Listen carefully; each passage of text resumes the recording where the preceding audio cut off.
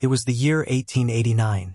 Snow had not yet come, but winter had already made itself known, its cold coming on the wind like a rumor from a forgotten world.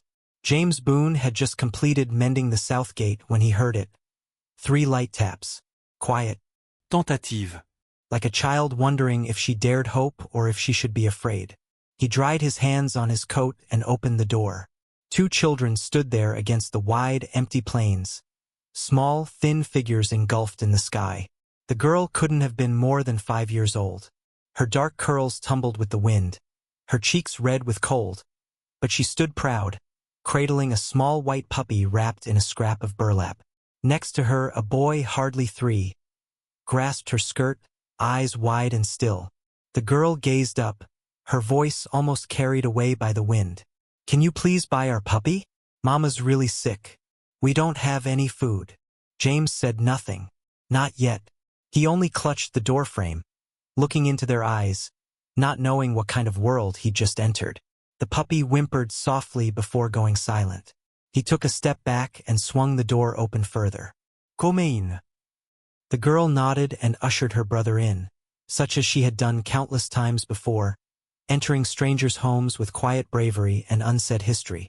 James shut the door behind them, the heat from the stove painting long shadows upon the stripped wooden floor. Inside, the house was simple, clean but stark. The fireplace glowed low, and a single armchair held the shape of a life lived in solitude. "You hungry?" James asked. The girl hesitated. "We're okay." "You ain't," he murmured. "Sit." He filled tin cups with milk, cut thick slices of bread, and stood over them eating, slowly, cautiously, as if the food would vanish if touched too fast. The boy had the puppy in his arms, quiet. The girl nodded to James in silence before drinking. Their boots were large, their clothing thin. He did not ask them their names. Not yet. Names made things more difficult, more real, more lasting. Kneeling beside the fire, James asked softly, "Where's your mama?" "By the river," the girl said. "In a wagon. She has a fever." "You 2 out there alone?" She nodded. "We came 'cause she couldn't." There was no tremble in her voice, only determination, the kind of courage children possess when no one else can. "I'll go with you," he said, getting up. "Let's take a look." They strode silently in the congealing twilight, the sky fading with fire and ash. On the creek, a lopsided wagon sat with canvas ripped and no horse to be seen. No smoke. No noise. Only the gentle whisper of wind. James came in slowly. The girl ascended first and motioned him to come in. Within, a woman was curled under thin blankets. Her face was white, cheeks hollow, lips cracked. Her breath was weak, shallow pulses. Then James noticed it, a tiny crescent-shaped scar under her left eye. His heart stood still. Millie. The name stuck in his throat like brambles. His hand shook as he yanked the blanket away from her face, exposing more of it. 10 years. 10 years since she disappeared without explanation.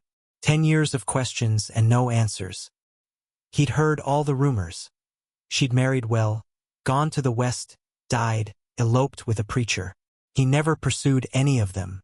Pride kept him from pursuing. Pain kept him grounded. But now here she was, blistering in a wagon, 2 kids in hand, and a puppy being traded for sustenance. Millie moaned weakly, mumbling secrets ghosts alone might hear.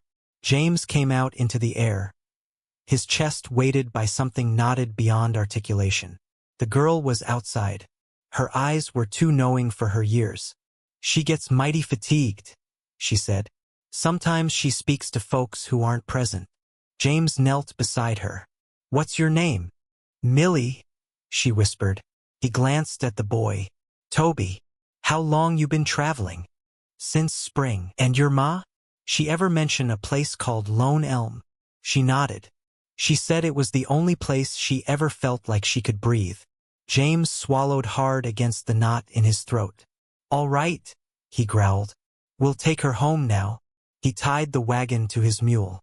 The return trail was heavier than the path they'd traveled upon.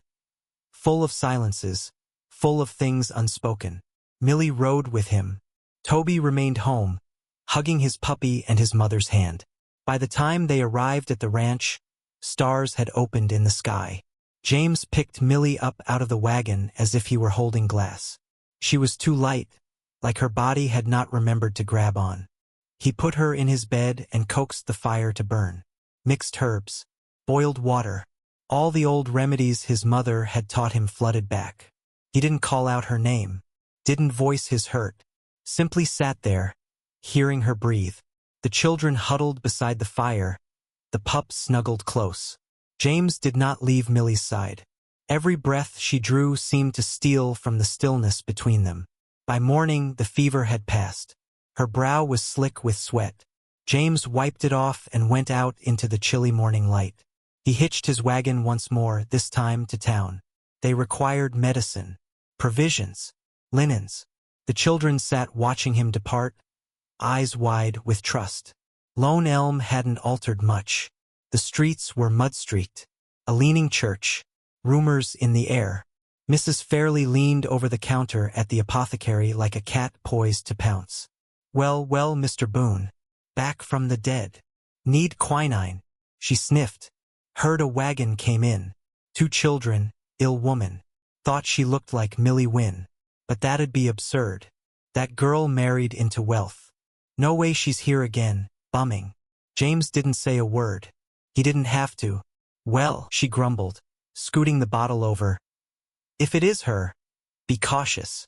This town don't forgive shame. Outside, Sheriff Hartman stared at him long and hard. Starting up charity, James? Not charity, James said. Just fixing things. When he came back, the house was still. The puppy let out one bark of welcome. Millie was up, stoking the fire. Toby was muffled in a blanket that wasn't his, staring at her like a vow. James entered the room. Millie looked him in the eye. Neither of them said anything. You seem older, she said. You look the same. 1,000 words welled up in him, but none found air. He said quietly, They came to sell the puppy. Her eyes closed. A tear slid into her hair. I didn't want them to. You didn't come looking for me, he said. I didn't think you'd want to be found. He crossed his arms, heart straining under the weight of years. I didn't stop waiting, he said at last. Just stopped hoping. She faced away from him. I didn't go away because I wanted to. I know, he breathed, though he didn't. Not truly. But right now he wished to think so. The puppy jumped up on the bed, curling at her feet as if it had always been there. Outside, the wind began to blow again. But within, something gentler came down. And then James noticed it on her hand. A slight scar. A ring long discarded. A tie long severed, but never really lost. That morning, the windows wore frost like lace, sparse and dissolving, as if the house itself was unable to make up its mind between accepting the heat or continuing to shield what little remained. James stoked the fire with reverent fingers, the fingers of one who had spent an entire lifetime anticipating things that never came. Behind him, Millie's breathing had stabilized. Not complete, not mended, but no longer wandering between living and dying. She had slept almost 2 days. During that time, the children had started to regard the ranch as something that could just possibly be safe. Millie folded blankets with the caution of someone still not certain if the walls surrounding her were real. Toby followed James like a shadow, small boots padding softly behind, a puppy never out of his sight. It wasn't the healing that anyone ever spoke of. It manifested in small ways. The way Millie huddled closer to the fire, the way Toby released his sister's hand for half a second longer every day. Tiny cracks in the ice. James spoke hardly a word. He made tea, split wood, and stood listening to the wind whisper over the plains. He assured himself it was patience. Perhaps it was fright. On the 3rd day at dusk, Millie opened her eyes. The glow of the fire lit the features of her face, worn, to be sure, but unmistakably hers. Her eyes opened with the stunned doubt of one who had forgotten what hope sounds like. James remained silently by the door. You're still here, she whispered. I am. Her eyes shone with tears, but she blinked them back before they could fall. I thought perhaps, I dreamed you. You didn't. She slowly came up on her elbows, one hand gripping the quilt. She looked at him with an expression that contained more questions than he could ever provide. A question that pleaded for mercy, and perhaps didn't hope for it. I need to tell you, she said softly, but I don't know if you'll want to listen. James sat down next to the bed, hands clasped together like a man reciting a prayer he didn't fully commit to. I've waited 10 years, Millie. I can wait 10 more minutes. She smiled, pale and melancholy. I didn't leave because I wanted to. My father told me if I didn't marry that banker, he'd have you put away for the land documents he forged in your name.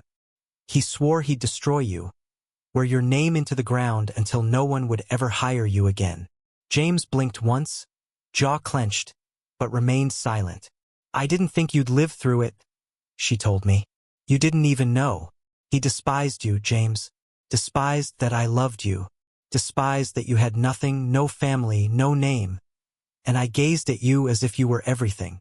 She looked down at her hands, svelte now, her knuckles sharp under the skin. He made me pack the morning after. I wasn't even permitted to write to you. He told me that if I attempted to do so, he'd have someone complete what he began. I wedded the man before winter. James gazed into the blaze, his voice gravel gritted smooth by years. And then he died 2 years ago. He never hit me, Millie declared. But he didn't need to. We were livestock to him. He moved us town to town so no one could get to know us. I didn't even have my name on paper anymore. She swallowed hard. I attempted to pretend, for the sake of the children, that it was one I desired. But when he passed away, all that I felt was that the earth ceased its trembling. She glanced upward now, completely, her tone firm for the first time. I returned because I didn't know anywhere else existed anymore. James nodded. You could have come to me. I didn't feel I had the right. He rocked forward, elbows on knees, eyes fixed in the dance of firelight. They arrived at my doorstep with a puppy. Told me you were ill. I didn't send them. I know. Outside, a low, mournful moaning of the wind. The puppy let out a single bark and was silenced by Millie's gentle voice. Within, something shattered, unobtrusively, without drama. I still love you, James, she said. The words settled in the space between them like a plate left on a table no one had set. James didn't respond. Not right away. Instead, he stood and disappeared into the kitchen. When he returned, he held a bowl of steaming stew. He placed it in her hands without a word, then sat back down. You'll stay here, he said, until you're strong again. She gazed at the bowl as if it was holy. I don't want to bring shame to you. You didn't. And I ain't afraid of shame, he replied. I've been too long alone to worry about what people say. He stopped. And neither should you. The next morning broke pale gold. Millie was able to get up and sit at the table. James served her tea. Toby curled up in her lap like he'd always done so. And Millie smiled, for the first time, like she thought maybe she'd smile again tomorrow. Days went by with the slow cadence of healing. Millie shelled beans. James split firewood. Neither spoke of the things still buried between them, still smoldering under the ash. Then, on the 6th day, the sheriff came. He came silent, careful, as if guilt would wake if disturbed too loudly. James greeted him at the gate. Trouble? James asked. Possible, Sheriff Hartman replied. Received a wire from a banker's estate. Claims Millie Wynn took off with 2 minors. Executors making custody filings. James didn't flinch. She didn't take off. She returned. Doesn't matter to them. Law don't always care about the truth, only papers. James gazed out at the porch. Millie was sitting with the comb out, brushing the coat of the puppy inside, and Toby was being taught how to fold linens. It all seemed harmless, but it all felt fragile. They want to take the kids. They'll attempt it. You need to make this place official. Make her official here, or provide them with a reason to cease excavation. Sheriff tipped his hat. I have a week before they send someone with less patience. That evening, James stood beneath the stars, the burden in his chest awakening. Millie stepped out onto the porch, shawl draped over her shoulders, breath fogging in the chill. Always trouble, she whispered. What's it about? They want to take your children. She stopped. They can't. He turned to her. If they're mine too. She gazed at him, as if he'd spoken a dialect she hadn't heard for years. You'd marry me? She breathed. After all of it? I waited 10 years, Millie. She came down onto the lawn, inches from touching him, but didn't. Her hand rested an inch or so from his, drinking in the heat but not the pressure. What if it's too late? He gazed at her, truly gazed. It's only too late if we continue to be frightened. Millie observed the fire burning soft and steady in the window. Toby lay on the floor next to the puppy, protected. James spoke again, his tone deeper now. Tomorrow we ride into town. I don't possess flowers or rings, but I do have a name, and I'd give it to you if it frees your lungs to breathe again. Millie's eyes glittered, but no tears would fall. Then I'll take it, she whispered. Not because I'm weak, but because I wish to be strong at your side. James gazed up at the stars. For the first time in years, they didn't seem quite so distant. And beyond the porch somewhere, the trees stirred softly, like the earth itself was finally releasing its breath.